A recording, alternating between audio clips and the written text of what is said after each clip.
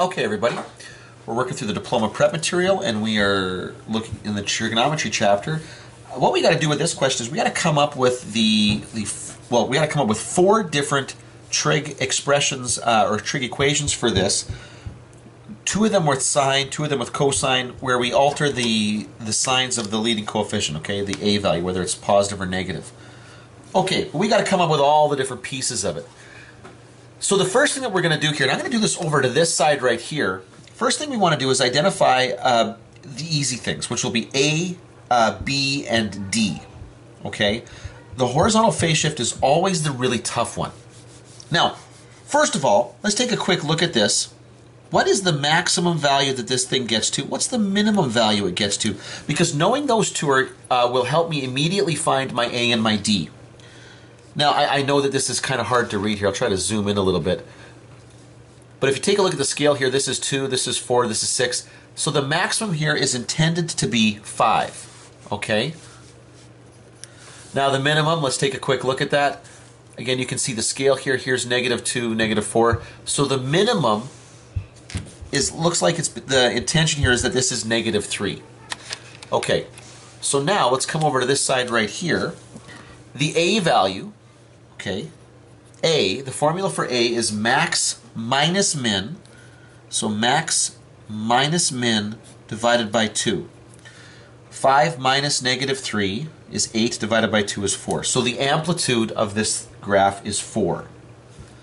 The D value, okay, you might call it the median, okay, it's the vertical translation or whatever, is going to be the max plus the min divided by 2. Turns out this is an average. Okay, it's just an average of the max value and the min value here. And 5 plus -3 is is positive 2 divided by 2 is 1.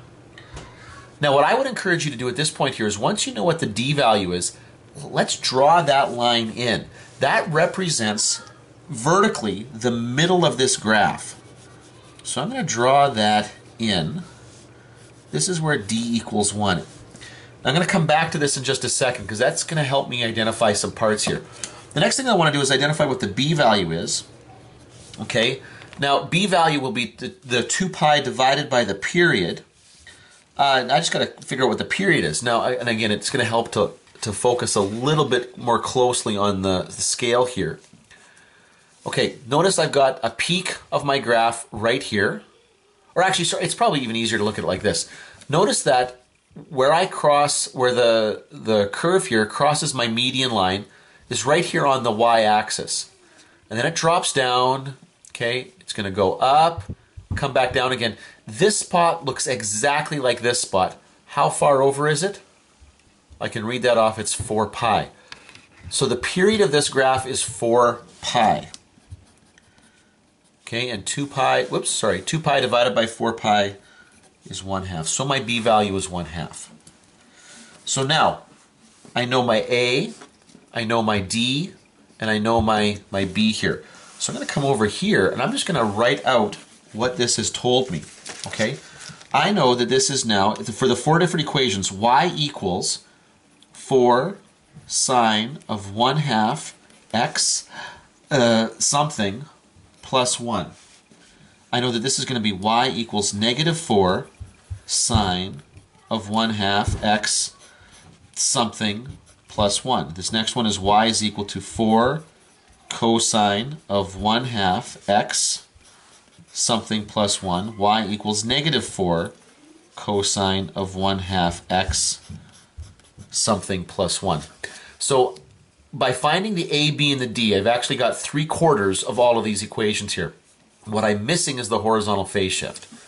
And that's why I drew in that line right here. Because now what this is going to do is identify for me several different points on the graph here. And I'll just label these.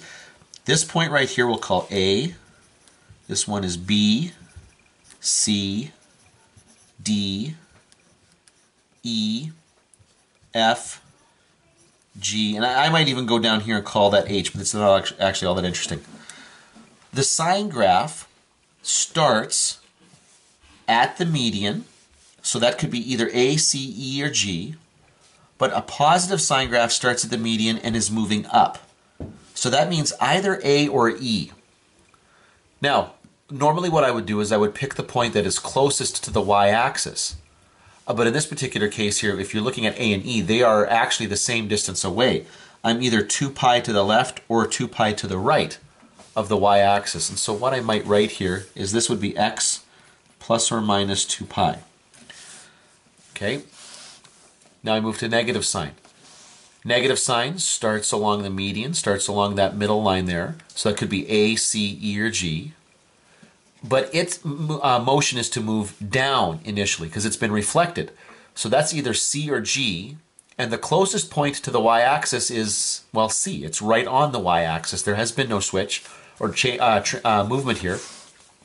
So I don't need to write anything here. That's actually good just the way it is. In fact, I should probably erase that and just move that over, but that's good. The second one is fine just the way it is. Cosine, positive cosine starts at the peak and drops down. Well, that's either B or F. But what I'm going to do is I'm going to choose which one of these is closest to the y-axis, and that's obviously going to be B. And when I look at it, that is pi to the left. Now remember, that should have been right here. That should have started right on the y-axis, but it's been moved over. It's been moved pi units to the left. So I would add pi into my equation to indicate a movement pi to the left. Finally, I'm going to choose the points where negative cosine would start. Negative cosine is going to start at the bottom. And obviously the one here that's closest is D, and that has been moved pi units to the right. And so in the equation, I would make this negative pi. And so those are the 4 equations that they're looking for that go with that graph.